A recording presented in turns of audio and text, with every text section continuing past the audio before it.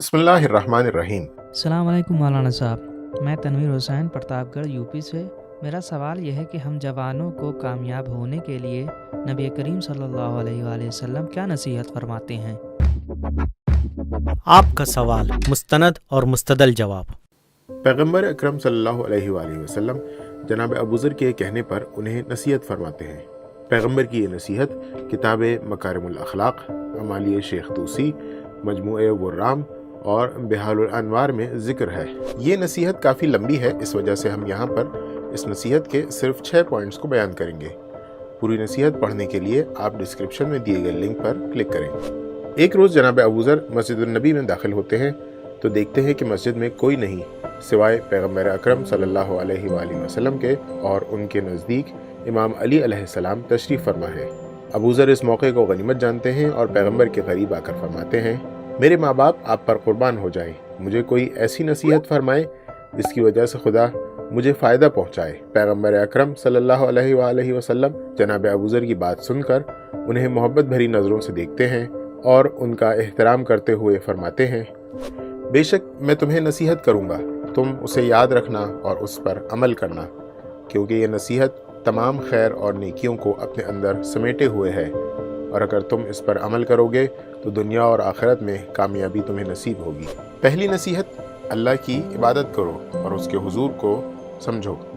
اے ابوذر، اللہ کی اس طرح عبادت کرو کہ جیسے تم اسے دیکھ رہے ہو، کیونکہ اگر تم اسے نہیں دیکھ رہے ہو تو وہ ضرور تمہیں دیکھ رہا ہے۔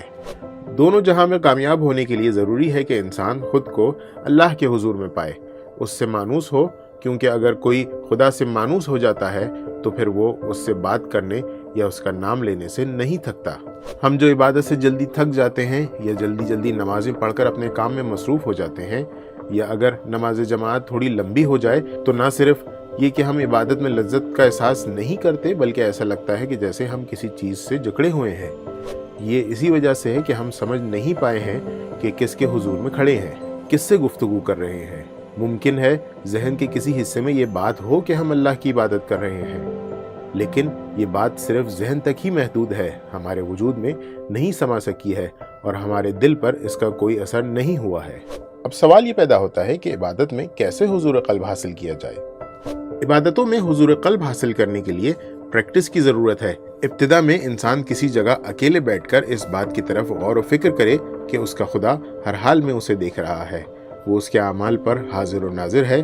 بعض علماء اخلاق اس مرحلے کے لیے فرماتے ہیں کہ اس مرحلے میں انسان اپنی قوت خیال سے فائدہ اٹھائے اور سوچے کہ اگر کمرے میں کوئی محترم اور بزرگ شخص ہوتا تو کس طرح سے اس کے سامنے کوئی گناہ یا ایسا کام انجام دیتے جو اس کی شان و منزلت کے خلاف ہوتا۔ اگر انسان پریکٹس کرتا رہے تو یہ چیز اس کی روح میں رچ بس جائے گی اور پھر عبادت میں بھی وہ پروردگار کے حضور کو محسوس کر سکے گا۔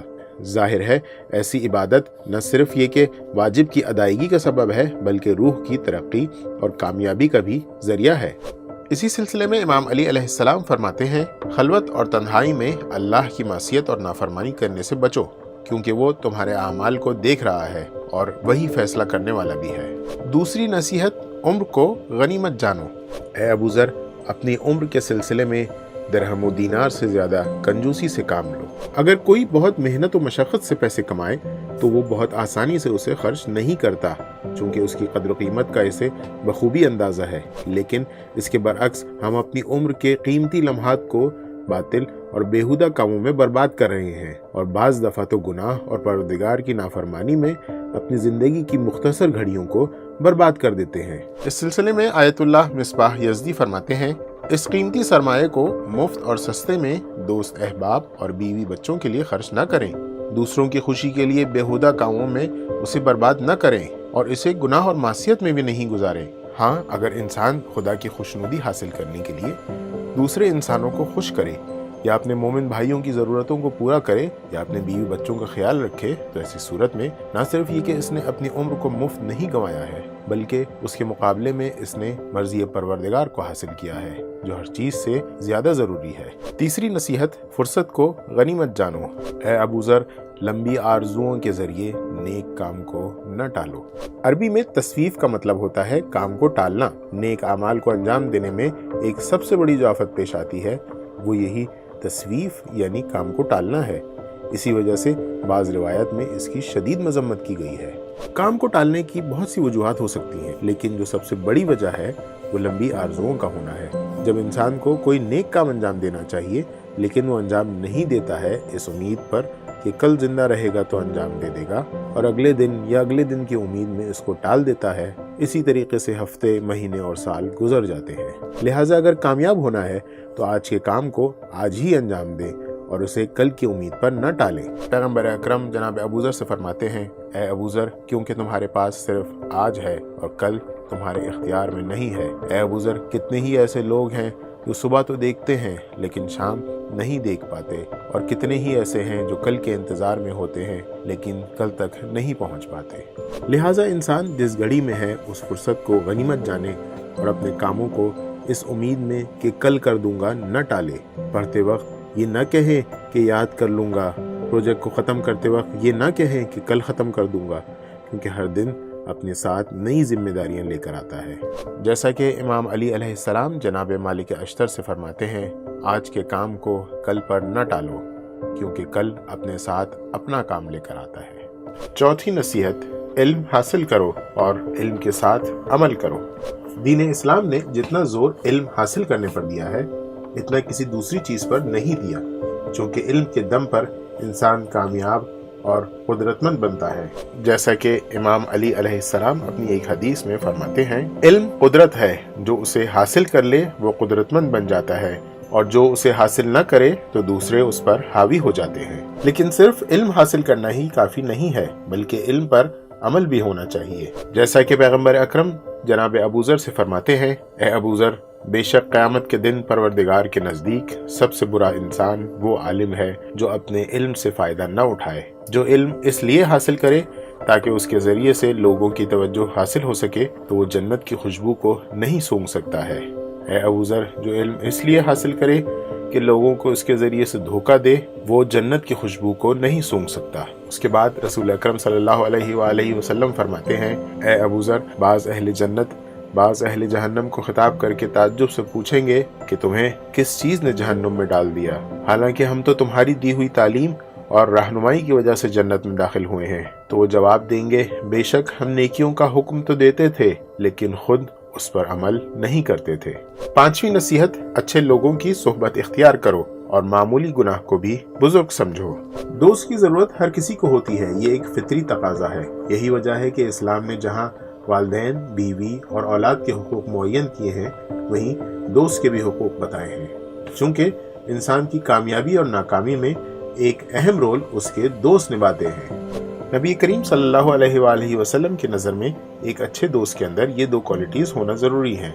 एक, उसके अंदर तक़वा हो, और दो, उसे हलाल और हराम का इल्म हो, यानी उसे दीन का इल्म हो। जैसे कि आप सल्लल्लाहु अलैहि वसल्लम फरमाते हैं, ए अबू ज़र, मुत्तकी इंसान अजीम और बुजुर्ग हैं और फुक़हा रहबर व पेशवा हैं, लिहाजा उनकी सोहबत इख्तियार करना, उनके साथ उठना बैठना इल्म व फजीलत में इजाफे का सबब है। बेशक मोमिन अपने गुनाह को ऐसे देखता है कि गोया कोई पहाड़ है जो कभी भी उसके सर पर गिर सकता है, लेकिन काफिर अपने गुनाहों को ऐसे देखता है जैसे कोई मक्खी उसकी नाक के पास से गुजर गई हो। नबी करीम सल्लल्लाहु अलैहि वसल्लम की नज़र में कामयाब होने के लिए इंसान को दो चीज़ की सख्त ज़रूरत है। पहले, नेक दोस्त, और दूसरे, गुनाह को हल्का न समझना। शायद उसकी वजह यह हो कि जब इंसान नेक लोगों की सोहबत में बैठेगा, मुत्तकी अफराद से दोस्ती करेगा, तो वो उसे गुनाह से दूर रखेंगे और गुनाह को उसके लिए पहाड़ जैसा बनाकर पेश करेंगे। लेकिन अगर इंसान बुरों की सोहबत इख्तियार करता है तो उसकी नज़र में गुनाह को मामूली बनाकर पेश करेंगे और उसे गुनाह की दावत देंगे। जैसा कि कुरान मजीद में जिक्र होता है कि बाज़ अहले दोज़ख कहेंगे, वाय हो मुझ पर, ए काश मैं फुला को अपना दोस्त न बनाता, उसने मुझे याद खुदा से गाफिल कर दिया। और बेशक शैतान इंसान को ज़लील व ख़ार कर देता है।